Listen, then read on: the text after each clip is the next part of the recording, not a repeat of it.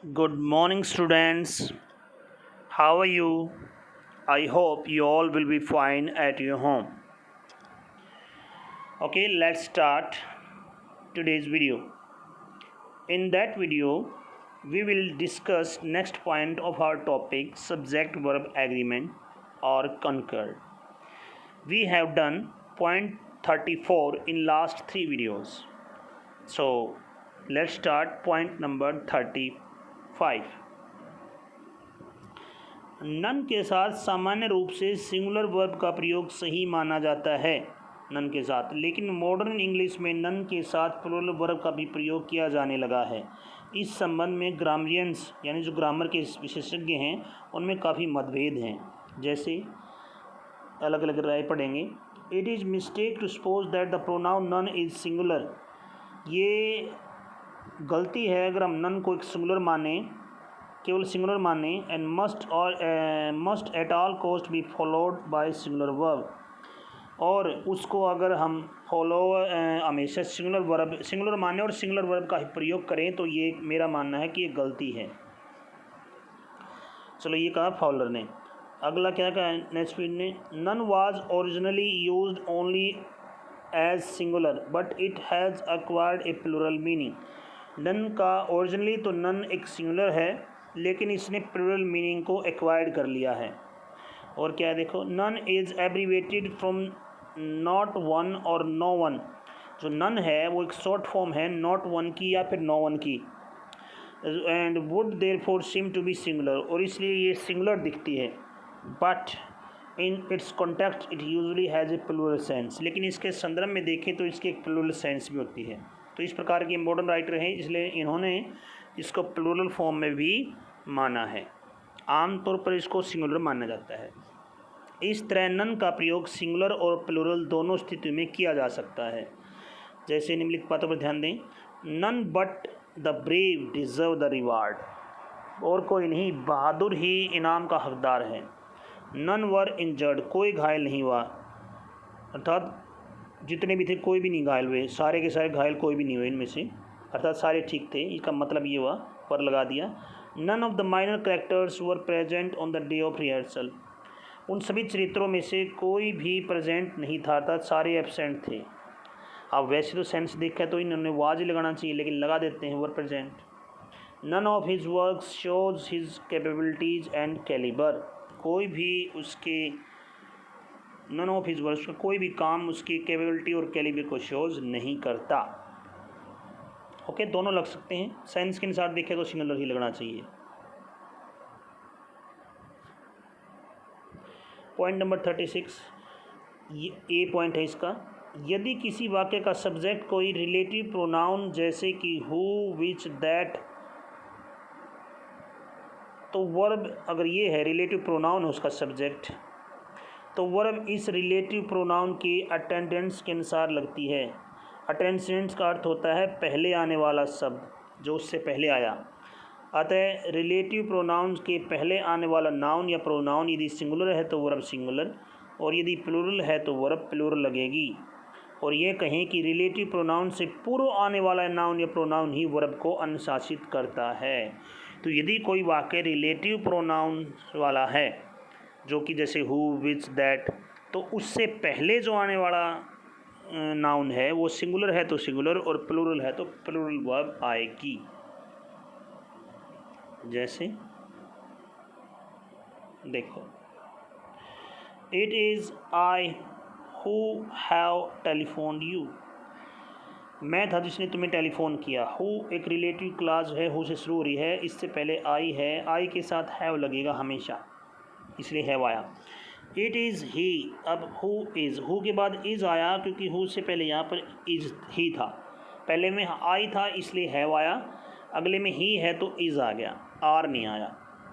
The book that is here is mine, जो किताब यहाँ पर है, दैट से पहले क्या है, दैट भी एक रिलेटिव क्लास ही है। दैट से, हु से, विच से शुरू हो तो द बुक सिंगुलर है तो इज़ आ गया। द बुक्स है, द बुक्स दैट से पहले बुक्स आया तो आर हेयर आर माइन। जो भी यहाँ किताबें वो मेरी हैं, जो किताब यहाँ है वो मेरी है, या जो किताबें यहाँ हैं वो मेरी हैं, यानी इनसे पहले जो भी आया है वो सिंगुलर है तो सिंगुलर, प्लूरल है तो plural. The woman who is in black sari is my wife. Who से पहले द वुमन है तो इज़ आया। The women who are standing there, औरतें जो वहाँ खड़ी हुई हैं, हु से पहले वीमेन है, बहुवचन है तो आ गया आर माई सिस्टर्स, जो मेरी बहनें हैं। अब इसका पॉइंट नंबर बी, कुछ वाक्य ऐसे होते हैं जिनमें वन ऑफ के साथ रिलेटिव प्रोनाउन भी आता है। वन ऑफ के साथ रिलेटिव प्रोनाउन, जैसे he is one of those who do not attend the meeting. It is one of the problems, one of के बाद बहुवचन आया है, दैट हैमर द वर्क। तो कौन सी आई? प्लूरल वर्ब भी आए। ऐसे वाक्य में वन ऑफ के बाद आने वाले नाउन या प्रोनाउन के अनुसार वर्ब लगाई जाती है। ऊपर दोनों वाक्यों में वन ऑफ के बाद नाउन प्रोनाउन दोज या प्रॉब्लम्स आए हैं, अतः वर्ब डू या हैमर का प्रयोग हुआ है। तो वन ऑफ के बाद जो भी आया है, आमतौर पर वन ऑफ के बाद आमतौर पर क्या आती प्लूरल है, तो फिर प्लूरल वर्ब ही लगेगी।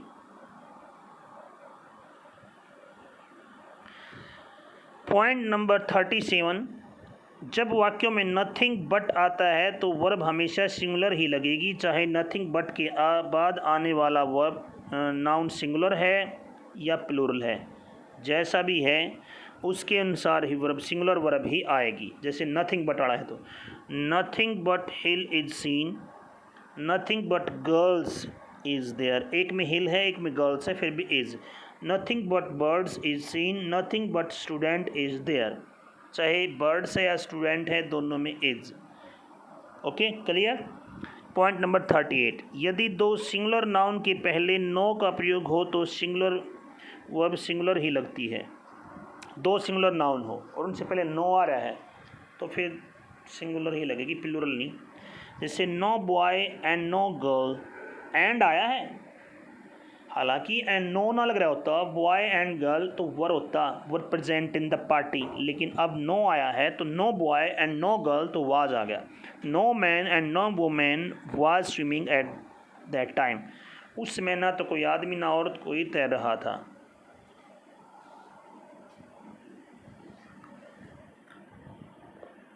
नेक्स्ट पॉइंट है 39, जब अंक गणितीय फिगर्स एंड से जोड़े जाएं तो वर्ब सिंगुलर भी हो सकती है और प्लूरल भी। जैसे 4 and 4 is 8 and 4 and 4 are 8। जब सिंगुलर वर्ब का प्रयोग होता है तो इसका अर्थ होता है एंड से युक्त वाक्यों को एक यूनिटरी कंसेप्ट माना गया है, अर्थात एक संख्या मान ली, और प्लूरल का प्रयोग होता है तो इसे अलग अलग माना गया है। इस संबंध में नॉमन व्यूज़ के निम्न कथन पर ध्यान दें।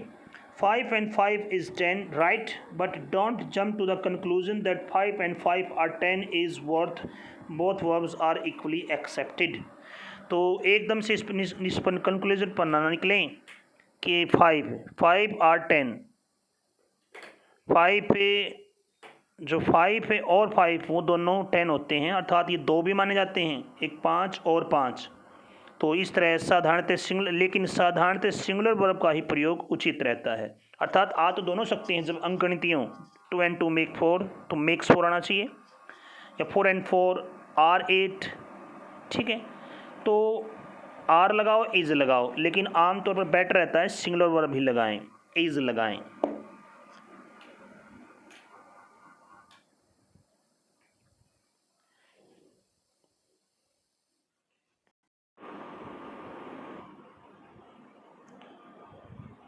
पॉइंट नंबर 40, कई वाक्य ऐसे होते हैं जिनमें एज का प्रयोग करते समय एज के बाद सब्जेक्ट का प्रयोग नहीं करते या सब्जेक्ट अंडरस्टूड होता है। ऐसे वाक्य में वर्ब का प्रयोग वाक्य के अर्थ के अनुसार ही करना चाहिए, अर्थात यदि अर्थ के अनुसार सब्जेक्ट सिंगुलर है तो सिंगुलर वर्ब, और अर्थ के अनुसार सब्जेक्ट प्लूरल है तो प्लूरल वर्ब ही लगेगी। जैसे देखेंगे, there were not so many workers as were required. अब एज के बाद जो सब्जेक्ट है, जैसे इतने ज़्यादा वर्कर नहीं थे जैसे उन्होंने आशा की थी। अब वो बहुवचन है, दे का है, वो अंडरस्टूड है। There were not so many workers as they were expected. तो क्या मतलब हुआ? तो एक एक्सपेक्टेड के रिक्वायर्ड के लो। पहले वाक्य में एज के बाद दे सब्जेक्ट अंडरस्टूड है और वर्ब प्लूरल सब्जेक्ट का प्रयोग हुआ है। दूसरे वाक्य में एज के बाद सब्जेक्ट अंडरस्टूड इट है, जैसे कि देर वा, हाँ मैंने एक ही वाक्य सोच गया था, there were not so many workers as was expected, इतने वर्कर्स नहीं थे जितनी की आशा थी। दूसरे का मतलब ये है, आशा क्या है, एक चीज़ है, इट आया तो सिंगुलर, और इतने वर्कर नहीं थे जितनी ज़रूरत थी, अर्थात जितनी उनको ज़रूरत थी। तो अंडरस्टूड जो है वो देखा जाएगा। अंडरस्टूड अगर सिंगुलर है तो सिंगुलर, और प्लूरल है तो प्लूरल वर्ब ही आएगी। पॉइंट नंबर 41, कई वाक्यों में एज के समान ही देन के बाद सब्जेक्ट अंडरस्टूड होता है। यदि वह सब्जेक्ट सिंगुलर है तो सिंगुलर, और प्लूरल है तो प्लूरल वर्ब का प्रयोग किया जाता है। जैसे there were more casualties than was reported, और there were more books than were required. पहले वाले वाक्य में देन के बाद इट अंडरस्टूड है, अर्थात there were more casualty than it was reported. Casualty ज़्यादा थी जितनी इसकी रिपोर्ट दी गई, यानी इस एक्सीडेंट की कैजुअलिटी की, तो एक मानी गई। और अगले में there were more books than were required, इतनी वहाँ किताबें ज़्यादा, जितनी उनको ज़रूरत थी ना, उनको उनसे ज़्यादा किताबें थी वहाँ, तो अंडरस्टूड था दूसरे में दे। तो दूसरे वाक्य में देन के बाद दे अंडरस्टूड है, तो अतः पहले वाले वाक्य में वाज और दूसरे में वर का प्रयोग किया गया है। Point number 42, everyone, everybody, nobody, somebody, no one, each one, someone के साथ सिंगुलर वर्ब लगती है। ये तो पता ही होगा, तो मैं फिर भी बता देता हूँ। Everyone was happy to get the news, each one was given a gift, हर किसी को इनाम दिया गया और प्रत्येक खुश था इस न्यूज़ पर। समबडी इज़ कमिंग हेयर, कोई यहाँ आ रहा है। Someone is there in the hall, कोई वहाँ हॉल में है। Point number 43, either of, each of, neither of के साथ भी सिंगुलर वर्ब का प्रयोग होता है। ध्यान रखें, आइदर ऑफ, ईच ऑफ और नाइदर ऑफ के बाद सब्जेक्ट प्लूरल आता है। इनके बाद सब्जेक्ट प्लूरल होगा, लेकिन अगर इनसे वाक्य शुरू है either of, neither of, each of, तो सिंगुलर आएगी। जैसे ईच ऑफ द स्टूडेंट्स है, लेकिन ईच ऑफ से शुरू हो रहा है तो was given a gift. Neither of the books बहुवचन है, बता भी है, आता इनके बाद प्लूरल है सब्जेक्ट, लेकिन वर्ब आएगी सिंगुलर, क्योंकि इनसे शुरू रहा है आइदर, नाइदर ऑफ से। Is cheap, either of the magazine is useful, neither of the girls was beautiful. Okay. Point number 44, किसी वाक्य में वर्ब उसके सब्जेक्ट के अनुसार लगती है, ना कि कम्प्लीमेंट के अनुसार। नीचे के वाक्यों में ये बात स्पष्ट हो जाती है। किसी वाक्य में वर्ब उसके सब्जेक्ट के अनुसार लगेगी, ना कि कम्प्लीमेंट के अनुसार, जो वर्ब कम्प्लीमेंट हो। कैसे? Our only guide were the stars, incorrect है, our only guide was the stars, अर्थात इसमें कम्प्लीमेंट है स्टार्स, और आवर ओनली गाइड ये सब्जेक्ट है। तो वर्ब लगी वाज, ये वर्ब ये डिपेंड करेगी ना कि स्टार्स के अनुसार, बल्कि आवर ओनली गाइड के अनुसार डिपेंड करेगी। या इस उल्टा कर लो, इसमें the stars was our only guide, गलत है। द स्टार्स वर आया आवर ओनली गाइड, जो स्टार्स थे वो ही हमारे एकमात्र गाइड थे। तो पहले वाले जो इसमें अगर जो सब्जेक्ट कम्प्लीमेंट आया हो तो सब्जेक्ट के अनुसार वर्ब लगेगी, ना कि कम्प्लीमेंट के अनुसार, वाक्य के पूरक के अनुसार नहीं लगेगी।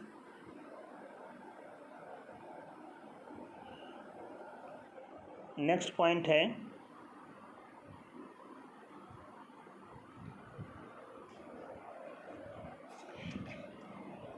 पॉइंट नंबर 45, कुछ वर्ब के बाद एज अवश्य लगता है। ये वर्ब है रिगार्ड एज, डिस्क्राइब एज, जैसे represent, portray, depict, mention, define, treat as, जैसे you ought to have regarded him as your brother, he was described by his wife as the most harmless man, he portrayed him as a typical counterformer, someone has defined genius is an indefinite capacity of learning, you should have treated him as your brother।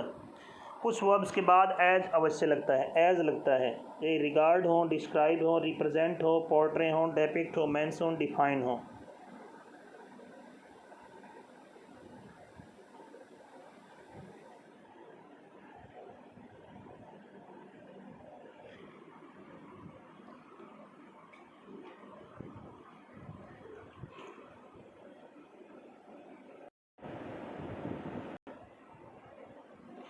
Point number 46 है, कुछ verb के बाद as नहीं लगता। जैसे ये verb है name, call, term, think, consider, nominate, appoint.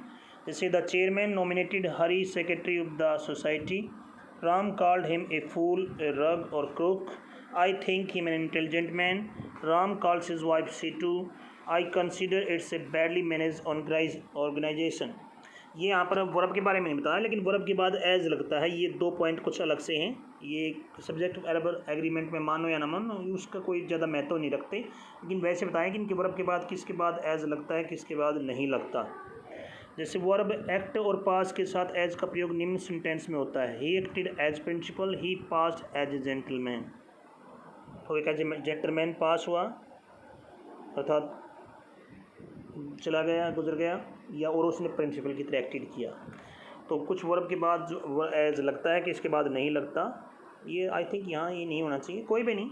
ये लास्ट के 2 पॉइंट चलो सब्जेक्ट वर्ब एग्रीमेंट में काउंटर ना भी करो, इनकी कोई ज़रूरत नहीं है। तो आपके पॉइंट है 44 तक।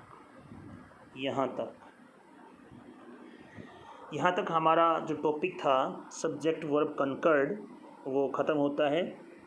डिटेल का टॉपिक था, मोस्टली 9-10th क्लासेस में थोड़ा छोटा करवाया जाता है मेन पॉइंट, लेकिन ये ज़्यादा मुश्किल नहीं है। एक बार इस सभी वीडियोज़ को 4 वीडियोज़ हैं ये जो भी, इनको देख लें तो आपको अच्छे से समझ में आ जाएगा।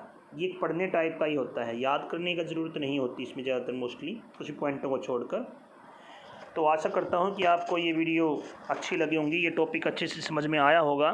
फिर भी किसी पॉइंट को लेकर कोई दिक्कत है तो वो वीडियो आप पार्टिकुलर दोबारा से देख सकते हैं। अगर आपको ये वीडियो आए तो आप प्लीज़ चैनल सब्सक्राइब करें और वीडियो को लाइक करें और अपना ध्यान रखें। Bye, take care, have a nice day.